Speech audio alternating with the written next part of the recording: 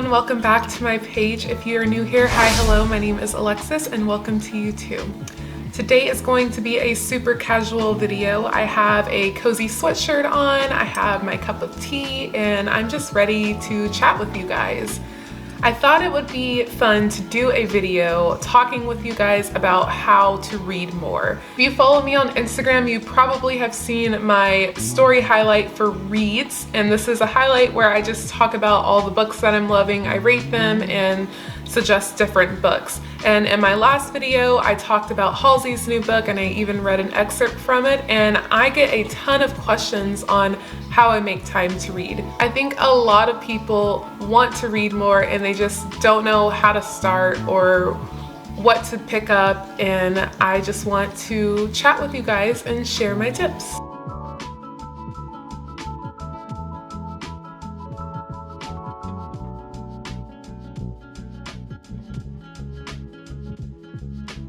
So my first tip to you guys is to use your mornings.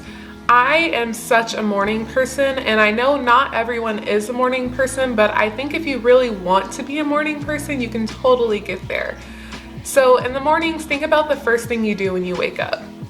I bet most of you are thinking about grabbing your phone, hopping on Instagram, or going through your text messages, and I used to do this. I used to spend like an hour on my phone every single morning just doing whatever.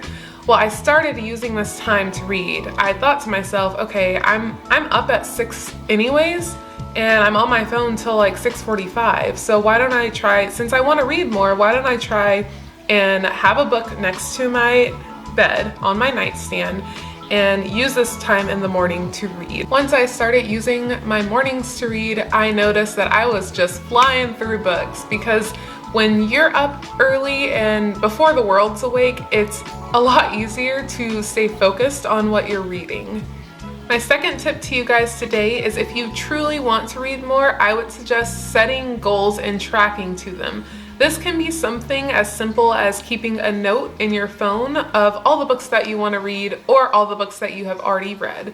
I always feel super accomplished when I can list out some things that I've done, so this has helped me. I also love the Goodreads app. You can set goals on here. So I know last year I read 15 books, and I was like, okay, I read 15 books pretty casually. Like, I probably could have read more. I spent way more time on my phone. So this year I set a goal for 25 books. Don't come for my cracked screen. I will get it fixed eventually. But I am 3 books into my 25 goal, and I am actually 1 book ahead of schedule. And I think just setting goals and being able to cross something off your list just feels really good. So when you are trying to read more, treat this as if you were trying to do anything else, like if you had a to-do list, and just check off the book once you read it. My third tip to you guys today is to take some time to explore book genres and find your genre. This took me quite a while. I think I was forcing myself to like be into a certain genre because I thought that's what I should be reading. But in all reality, I just really enjoy romantic books. So I just started reading romance books, and then I started reading so much more.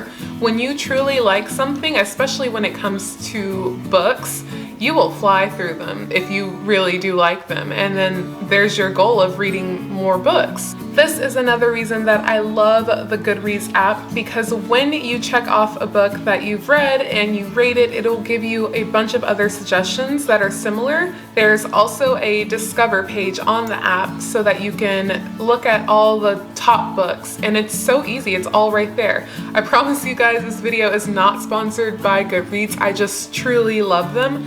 There are so many other apps out there for you to read books if you're more into listening to books. There is Audible, there's Blinkist if you just really don't have time. Blinkist is really cool because it can just summarize all the info from the books for you. Another thing I wanted to mention is all reading is good reading.